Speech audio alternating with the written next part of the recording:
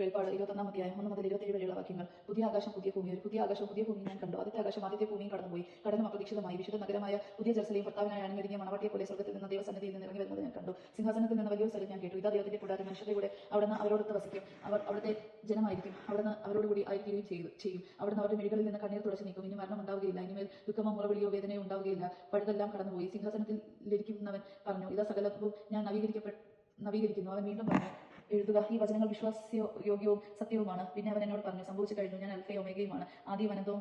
ദഹിക്കുന്നവന് ജീവജലത്തിന്റെ ഉറവയിൽ നിന്ന് സൗജന്യമായി ഞാൻ കൊടുക്കും. വിജയം വരിക്കുന്നവന് ഇവയെല്ലാം അവകാശമായി ലഭിക്കും. ഞാൻ അവന് ദൈവവും അവന്റെ എനിക്ക് മകനുമായിരിക്കും. എന്നാൽ തീരുക്കൾ അവിശ്വാസികൾ, ദുർമാർഗികൾ, കൊലപാതകികൾ, വ്യഭിചാരികൾ, മന്ത്രവാദികൾ, വിഗ്രഹാരാധനകൾ, കാപട്യക്കാർ എന്നിവരുടെ ഓഹരി തീയും ഗന്ധവും എരിയുന്ന പരാഗമായിരിക്കും. ഇതാണ് രണ്ടാമത്തെ മരണം, സ്വർഗീയ ജെറുസലേം. അവസാനത്തെ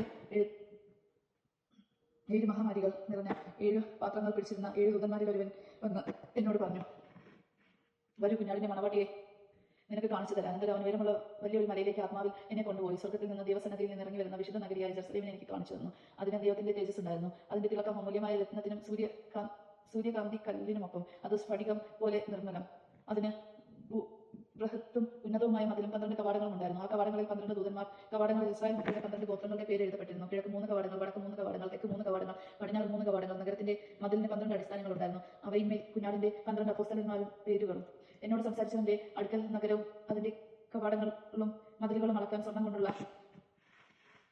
അളവുകളുണ്ടായിരുന്നു. നഗരം സംചിതരായി സ്ഥിതി ചെയ്യുന്നു. അതിന് നീളത്തോളം തന്നെ വീതി. അവൻ ആ ദണ്ടുകൊണ്ട് നഗരം അളന്നു. 10,000 സ്ഥാദിയോൻ അതിന്റെ നീളവും വീതിയും ഉയരവും തുല്യം. അവൻ അതിന്റെ മതിലും അളന്നു. മനുഷ്യന്റെ തോന്നനുസരിച്ച് 142 മുഴം. അത് തന്നെയായിരുന്നു ദൂതന്റെ തോതും. മതിൽ സൂര്യകാന്തം കൊണ്ട്, നഗരം തനി സ്വർണം കൊണ്ട് നിർമ്മിച്ചതും സ്ഫടികതുല്യം നിർമ്മലവുമായിരുന്നു. നഗരത്തിന്റെ മേൽ അടിസ്ഥാനങ്ങൾ എല്ലാത്തിനും രത്നങ്ങൾ കൊണ്ടുള്ള അലങ്കൃതവും. ഒന്നാമത്തെ അടിസ്ഥാനം സൂര്യകാന്തം, രണ്ടാമത്തേത് ഇന്ദ്രനീലവും, മൂന്നാമത്തേത് വൈഡൂര്യവും, നാലാമത്തേത് മരതകം, അഞ്ചാമത്തേത് ഗോമതം, ആറാമത്തേക്ക് മാണിക്യം, ഏഴാമത്തേത് ചന്ദ്രകാന്തം, എട്ടാമത്തേത് പത്മരാഗം, ഒമ്പതാമത്തേത് പുരുഷരാഗം, പത്താമത്തേത് പവിഴം, ഒന്നാമത്തേത് വജ്രം, 12ാമത്തേത് സൗഗന്ധികം.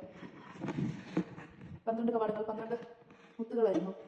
കവാടങ്ങൾ ഓരോന്നും ഓരോ മുത്തുകൾ കൊണ്ട് ഉണ്ടാക്കപ്പെട്ടിരുന്നു. നാശത്തിന്റെ തിരുവീതി അച്ചസ്ഫടിക തുല്യനായ തങ്കമായിരുന്നു. നഗരത്തിൽ ഞാൻ ദേവാലയം കണ്ടില്ല. എന്തുകൊണ്ടെന്നാൽ സർവശക്തനും ദൈവമായ കർത്താവ് കുഞ്ഞാടുമാണ് അതിലെ ദേവാലയം.